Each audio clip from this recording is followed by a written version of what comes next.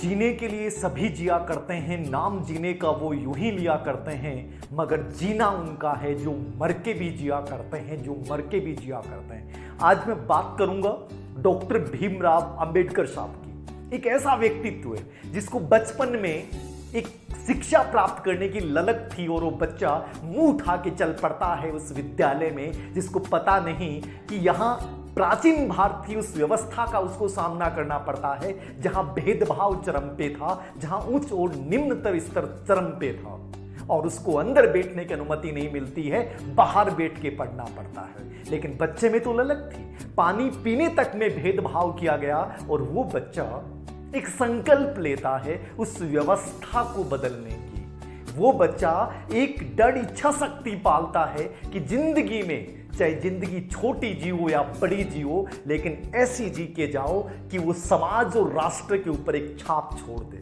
कई बार आपने देखा है कि भीमराव अंबेडकर साहब हर बार नीले रंग का इस्तेमाल क्यों करते थे। नीले रंग का उनका तात्पर्य क्या था? नीला रंग किसका प्रतीक? आसमान का। और आसमान क्या? जिसमें अनंत संभावनाएं। वो कहते थे कि जब ये पूरा आसमान जो नीला है, कहीं भी इसमें भेदभाव नहीं है, तो फिर हम इंसानों के मध्य ये भेदभाव क्यों? मैं हिंदू होता नहीं, तुम ना मुसलमान होते, काश हम लोग बिना कौम के इंसान होते। हमने जातियों में समाज को बांटा, धर्मों में बांटा, लेकिन इंसानियत को भूल गए। इस बात से उनको पीड़ा थी, इसलिए उन्होंने नीले रंग को अपने जीवन का प्रतीक बनाया कि जैसे हर इंसान में एक संभावनाएं होती हैं, आप में अनंत संभावनाएं हैं आसमान की तरह, और उस आसमान को, इस नीले रंग को अपनाने के लिए उन शक्तियों में विश्वास रखो, आप कुछ भी कर सकते हो। क्या कोई इंसान इतना दृढ़ संकल्पित हो सकता है कि एक विषय नहीं, 2 नहीं, 4 नहीं, 10 नहीं, 64 विषयों का ज्ञान, और ऐसा अद्भुत ज्ञान कैसे मिला? ये ज्ञान आप में से बहुत से बच्चे मुझे कहते हैं इसके सब थक रहे हैं सर, पढ़ाई नहीं होती। वो इंसान कहते हैं कि जब उनकी जीवनी में पढ़ रहा था अभी, तो पता चला कि 21 घंटे तक पढ़ाई की। सोचिए कि जिस लाइब्रेरी में वो पढ़ते थे, उस लाइब्रेरी में वो पियोन के आने से पहले सीढ़ियों में जाके बैठ जाते थे और पहले स्टूडेंट वो होते थे। और जैसे वो लाइब्रेरी बंद होती थी, उनको पीड़ा होती थी कि प्लीज मुझे समय और दे दो, लेकिन समय की पाबंदियां थी। सोचिए क्या इतनी बड़ी इच्छा शक्ति हो सकती है किसी महान उद्देश्य के लिए? किसी महान उद्देश्य के लिए याद रखना, एक बार उसी लाइब्रेरी में ब्रेड खा रहे थे, समय होता नहीं था, आर्थिक स्थितियां इतनी अच्छी नहीं थी, और जो लाइब्रेरियन था वो छुप छुप के देख रहा था। एक दिन उसने टोक दिया कि तुम लाइब्रेरी में बैठ के ब्रेड खाते हो। जब उन्होंने अपनी स्थिति बताई, वो लाइब्रेरी इतना प्रभावित हो गया, यहूदी था, बोले कल से तुम ब्रेड नहीं खाओगे, मेरे साथ बैठ के भोजन खाओगे। सोचिए कितना गजब का इच्छा शक्ति वाला ये इंसान, जिसने इस देश के संविधान का निर्माण किया। क्यों किया, उसके पीछे की कहानी मैंने आपको बताई। जिंदगी में जब किसी बात का अपमान होता है, तो हो सकता है कि उस अपमान को नॉर्मली ले लें, और हो सकता है कि उस अपमान को इस रूप में लीजिए कि वो राष्ट्र, वो देश, वो समाज की दिशा को बदल दे।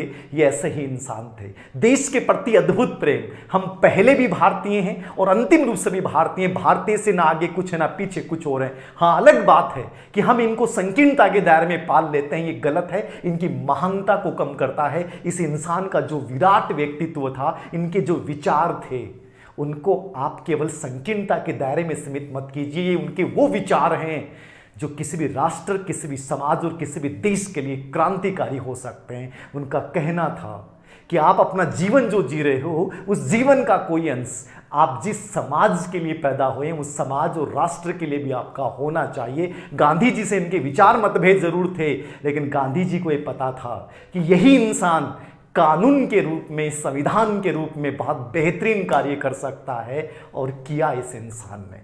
दोस्तों याद रखिएगा, चाहे वो लाइब्रेरी की घटना हो, चाहे इनके स्कूली जीवन की घटना हो, मुझे बड़ा दुख होता है कई बार शिक्षकों का अपमान होता है। शिक्षकों के अपमान को लेकर नए नए शब्द निकाले जाते हैं। ये वो इंसान थे जिन्होंने अपने गुरु, और गुरु कौन? ब्राह्मण शिक्षक, जो इनकी प्रतिभा से बहुत प्रभावित था, क्योंकि एक असली शिक्षक कभी जाति को नहीं मानता, कभी धर्म को नहीं मानता, उसी गुरु के नाम पे इनका नाम जो गोत्र है अंबेडकर पड़ा था, बहुत कम लोग जानते हैं। शिक्षक ब्राह्मण, हम जातियों के आधार पे भेदभाव की बातें करते हैं, लेकिन गुरु और शिष्य की कितनी गजब की परंपरा थी, ये हमें इनके जीवन से सीखने की आवश्यकता है। हालात कैसे भी हों, परिस्थितियां कैसे भी हों, चाहे आपके साथ कितना ही असमानता का विरोध किया जाए, लेकिन मौन रहकर कुछ ऐसा कर डालो कि वो समाज और राष्ट्र आपके उन विचारों को स्वीकार करने के लिए तैयार हो जाए। ये 21 घंटे पढ़ने वाला व्यक्ति, ये 64 विषयों का ज्ञान प्राप्त करने वाला व्यक्ति डॉक्टर साहब, जिन्होंने सिखाया है कि जिंदगी में प्रयास श्रेष्ठ होने चाहिए, चाहे आपकी शक्तियां कितनी न्यूनतम हो, उस आसमान की तरफ आंखें खोल के देखिए और सोचिए कि हमारे अंदर अनंत संभावनाएं हैं। मैं उस प्रत्येक विद्यार्थी को कहूँगा कि इस देश की, इस भूमि पे पैदा हुए हर महापुरुष का जीवन अनुपम है, जिनसे बहुत सीखने की आवश्यकता है और हर महापुरुष कुछ सिखाता है। जग में जीवन श्रेष्ठ वही जो फूलों सा मुस्कुराता है, अपने गुण सौरभ से जग के कण कण को महकाता है, कण कण को महकाता है। जीते रहिए, सीखते रहिए और ऐसे लोगों के जीवन से जरूर सीखिए, जिंदगी अपने आप बदलना शुरू हो जाएगी। इस महान आत्मा को मेरा नमन। और इसी प्रकार हम हर व्यक्ति, हर विराट व्यक्ति के जीवन से कुछ न कुछ